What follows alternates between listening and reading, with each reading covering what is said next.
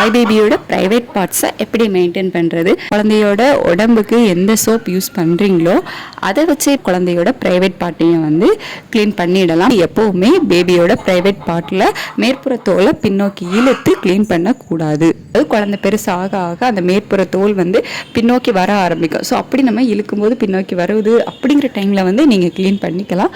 Private பார்ட்டில் இருக்கக்கூடிய urine போக்கக்கூடிய ஹோல் பேபி வந்து குட்டியாக இருக்கும்போது அந்த ஹோல்ஸ் பார்த்தீங்க அப்படின்னா ரொம்ப சின்னதாக தான் இருக்கும். பெரிய ப்ராப்ளமே வந்து கிடையாது, நார்மலான விஷயம்தான். குழந்தை பிறந்ததும் கொஞ்சம் கஷ்டப்படுவாங்க யூரின் போகிறதுக்கு. அது வந்து நார்மலான ஒரு விஷயம்தான். யூரின் வந்து போக மாட்டேங்குது, அந்த இடம் வந்து வீங்கி இருக்குது அப்படிங்கிற பட்சத்தில் தான் நீங்கள் கண்டிப்பாக வந்து டாக்டரை வந்து கன்சல்ட் பண்ணணும்.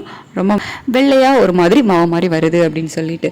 ஸோ அதுவுமே வந்து நார்மலான விஷயம்தான். குழந்தை பிறந்து ஒரு 6 மந்த்துக்குள்ளே பார்த்தீங்க அப்படின்னா இந்த மாதிரி வரலாம். இது வந்து ஆட்டோமேட்டிக்காகவே வெளியே வந்துடும்.